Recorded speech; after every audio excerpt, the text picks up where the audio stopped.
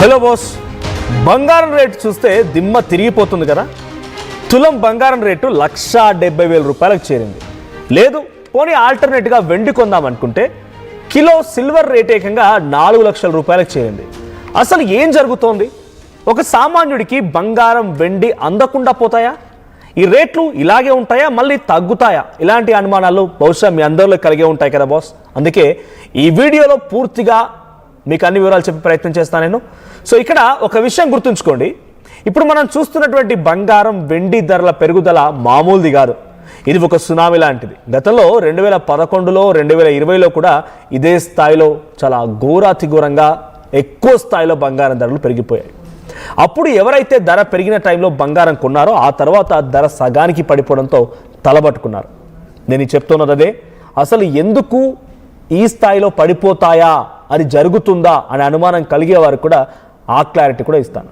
అసలు ఎందుకు బంగారం వెండి ఇంతలా పెరుగుతున్నాయి అనే విషయం పైన ఒక్కసారి పీసర్ గ్రాఫిక్ ప్లే చేయండి.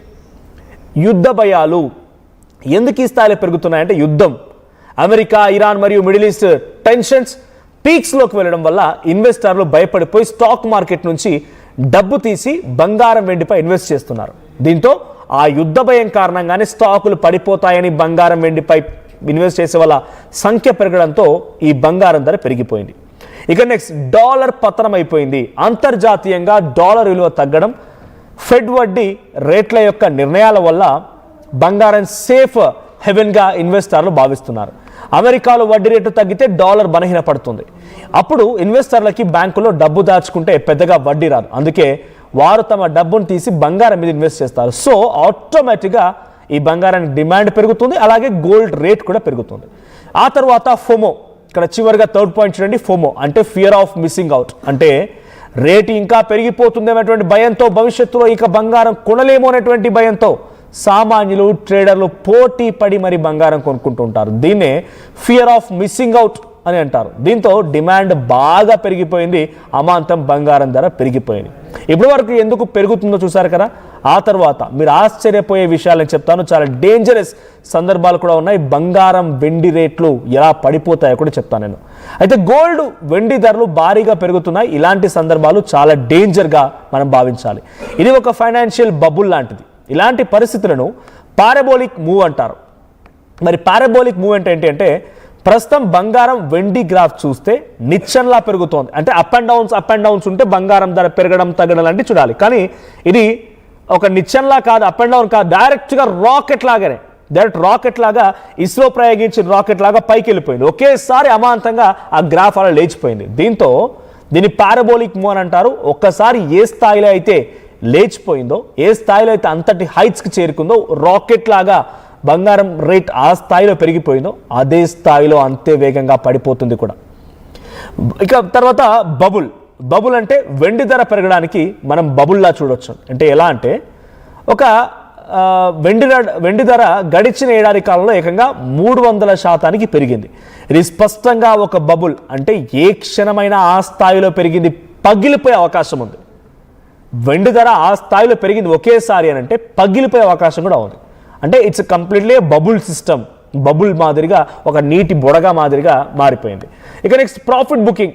ఇది ఒక ఇంట్రెస్టింగ్ ఆస్పెక్ట్. ఇప్పుడు 4 లక్షల దగ్గరటువంటి వెండి, 1,80,000 దగ్గర ఉన్న బంగారం, ఇన్వెస్టర్లు పెరిగింది కదా అని చెప్పి తక్కువ కొనుక్కున్న వాళ్ళంతా కూడా ఒకేసారిగా అమ్మేస్తారు. 1,00,000 రూపాయల దగ్గర కొనుక్కున్న వాళ్ళు 1,80,000కి చేరింది. 1,00,000 రూపాయల దగ్గర వెండి కొనుక్కున్న వారు 4 లక్షలకు చేరింది. ఒకేసారి అమాంతంగా అమ్మేసే అవకాశం ఉంది. అప్పుడు కూడా అమాంతంగా డబ్బులు, ఈ బంగారు రేట్లు పడిపోయే అవకాశం ఉంది. 1,70,000 ఉంది, రేపే 1,50,000 కావచ్చు, ఎల్లుండి కల్లా 1,00,000 రూపాయలు కావచ్చు, ఇంకా అంతకంటే తక్కువగా పడిపోయే అవకాశాలు కూడా లేకపోలేదు. చాలా ఈజీగా ఏ స్థాయిలో పెరిగిపోయిందో ఆ స్థాయిలో పడిపోయే అవకాశాలు కూడా ఉన్నాయి.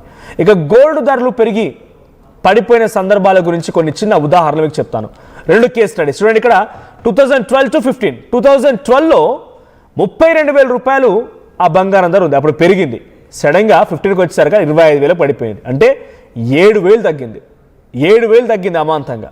ఆ తర్వాత 2020 నుంచి 21, 2020లో 56,200 రూపాయలటువంటి గోల్డ్ ధర పెరిగింది. అప్పుడు సడన్గా అరేమైపోయింది, విత్ ఇన్ 1 ఇయర్లో 44,000, 12,1,200 రూపాయలు పడిపోయింది. ఇది మీకు ఒక చిన్న ఉదాహరణ మాత్రమే. సో ఈ స్థాయిలో నిచ్చెనలా కాకుండా రాకెట్లా పెరిగిపోయిన బంగారం ధర ఎప్పుడైనా మళ్ళీ అదే స్థాయిలో అంతే వేగంగా కిందికి పడిపోవడానికి అవకాశం ఉంది. సో మీకు చూపించినట్టుగా యుద్ధం ఒక కారణమై ఉండొచ్చు, డాలర్ పతనమైపోవడం ఇంకో కారణమై ఉండొచ్చు, ఇంకా రకరకాల కారణాలు కూడా ఉన్నాయి. ఇక దీన్ని పెరిగిపోవడం ఎలా అయితే చూసామో మనం, అదే స్థాయిలో పడిపోవడానికి పారాబోలిక్ మూవ్, తర్వాత ప్రాఫిట్ మేకింగ్, బబుల్ సిస్టమ్ ఈ మాదిరిగా పడిపోయే ఛాన్సెస్ కూడా ఉన్నాయి. సో మీలో ఎవరైనా ఆల్రెడీ బంగారంపై ఇన్వెస్ట్ చేసి ఉంటే సో ప్లీజ్ బీ కేర్ఫుల్. ఇది ఏ క్షణమైనా మళ్ళీ ఏ స్థాయిలో అయితే వేగంగా పుంజుకుంటూ పెరిగిపోయిందో అదే స్థాయిలో పడిపోయే అవకాశం కూడా ఉంది. ఇదిలాగే కొనసాగితే ఇంకా ఇంకా పడిపోయే అవకాశాలు కూడా ఉన్నాయి. సో గతంలో 2020 నుండి 2021 వరకు ఏం జరిగిందో చూసారు మీరు. కరోనా భయంతో ఆగస్టు 2020లో బంగారం ధర రికార్డు స్థాయిలో పెరిగిపోయింది, టచ్ చేయలేదు కూడా, అటువంటి సిచ్యువేషన్ ఉండేది. ఇప్పుడు వ్యాక్సిన్ వార్తలు రాగానే 2021 కల్లా 44,000కు పడిపోయింది, అంటే 12,200 రూపాయలు తగ్గింది. ఇప్పుడు వెండి హిస్టరీ చూద్దాం. అలాగే బంగారం కంటే వెండి ధరలో వేగంగా మార్పులు ఉన్నాయి. 2011లో 1 కిలో వెండి రూపాయల ధర 76,000 రూపాయలుగా ఉండేది. అదే ఆ తర్వాత కొన్నేళ్లకు దారుణంగా పడిపోయేది 35,000కు చేరింది, అంటే 40,000 తగ్గింది. ఈ రకంగా వెండి ధరలు కూడా పడిపోయిన సందర్భాలు ఉన్నాయి. పెరిగిన టైంలో వెండి కొన్నవారు పెట్టుబడి సగానికి అయిపోయింది. సో మళ్ళీ ఆ 75,000 రేటు రావడానికి దాదాపుగా 10 ఏళ్ళు పట్టింది. మరి ఇప్పుడు ఏం చేయాలనేది మీ డౌట్ కదా. నా పర్సనల్ సలహా ఏంటంటే కొనడానికి ఆగండి. ఇప్పుడున్న రేట్లలో కొనడం అంటే చాలా రిస్క్.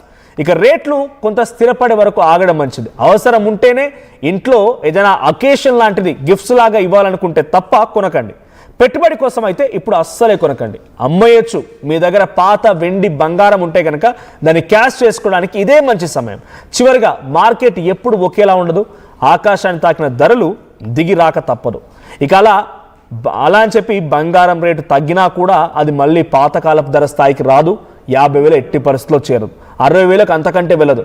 కానీ 10-20,000 మాత్రం అటు ఇటుగా హెచ్చు తగ్గులే అవకాశం ఉంది.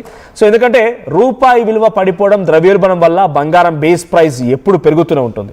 కాకపోతే 1,80,000 వద్ద కొనేవారు 1,50,000కి పడిపోతే తులం మీద 30,000 నష్టపోతారు అంతే. ఈ నష్టాన్ని సామాన్యులు భరించిన కష్టం. అందుకే ఇప్పుడు కొనడం రిస్క్ తీసుకోకండి. So please be careful.